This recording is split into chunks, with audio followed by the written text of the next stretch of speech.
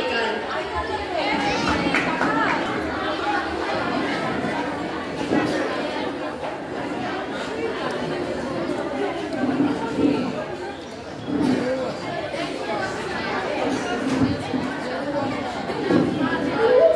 আমি প্রফুল্ল।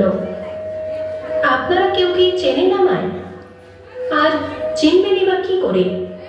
এই প্রফুল্ল নামে তো কত সহস্র মেয়ে আছে।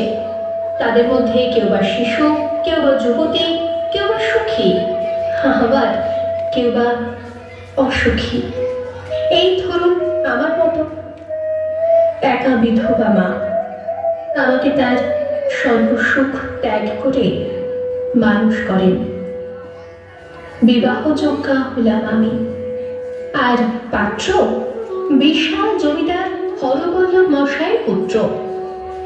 যদিও মেয়ে মানুষদের তাদের স্বামীর নাম নিতে নেই, তবুও আপনাদের জানার জন্য বলি, তার নাম ব্রজেশ্বর।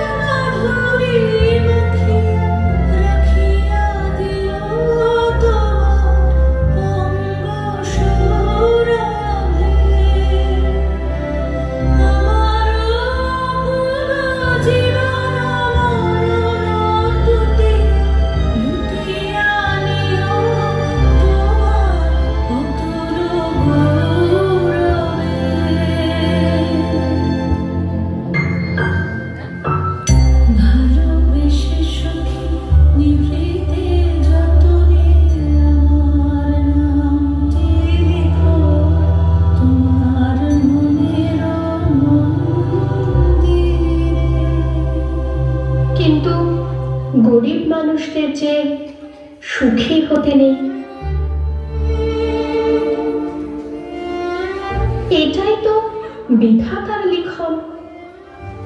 প্রতিবেশীদের কুমন্ত্রণায় আমার মা হলেন চরিত্রহীন জমিদারের কাছে।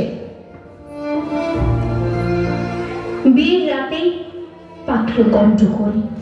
আমার শ্বশুর পরিত্যাগ করলেন আমায় নানা কুকথা বলে।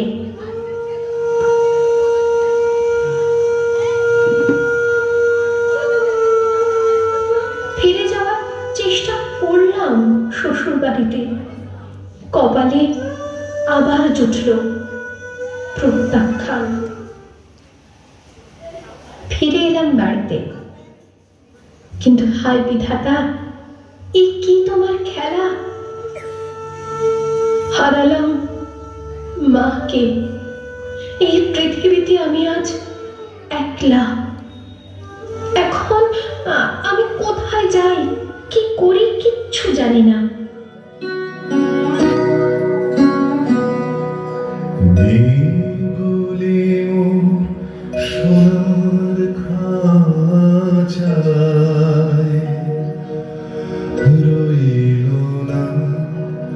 রইল না সে যে আমার নানা রঙের দিনগুলি, কান্না হাসির বাঁধন। তারা সইল না সে যে আমার নানা রঙের দিনগুলি।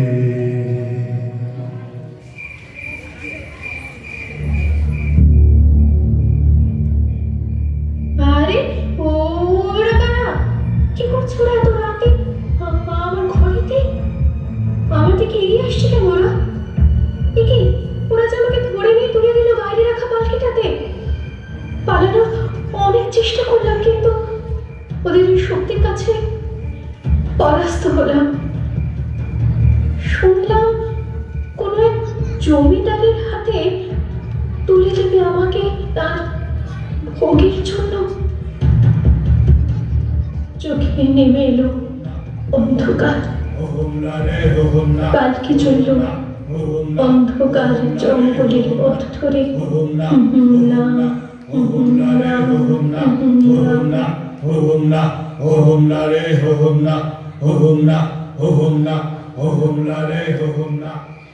পরিসমাপ্তি হলো প্রফুল্লের।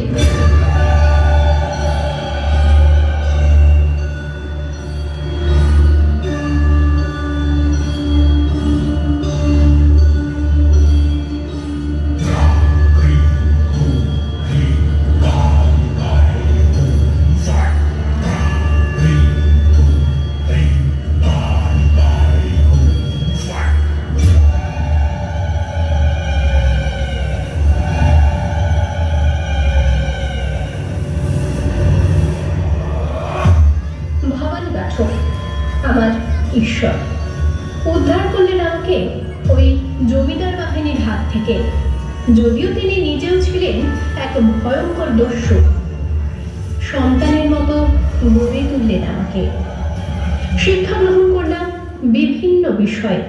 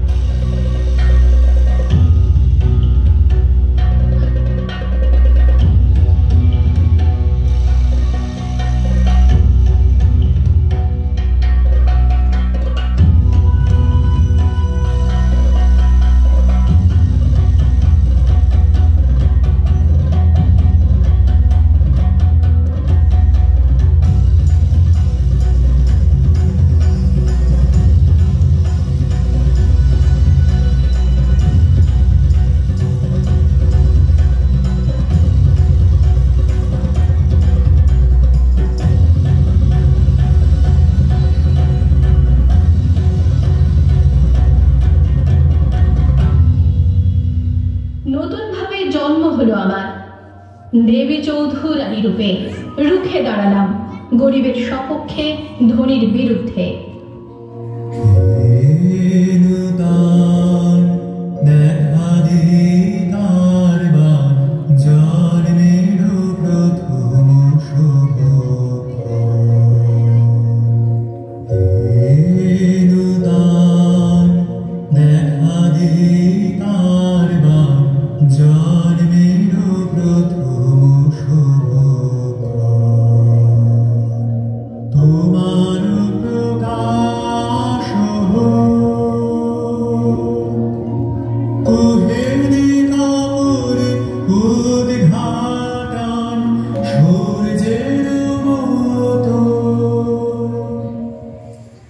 আজ আমি দেবী চৌধুরানী, আজ সবাই আমাকে সম্মান করে ভবানী পাঠকের আশীর্বাদ ধন্য বলে।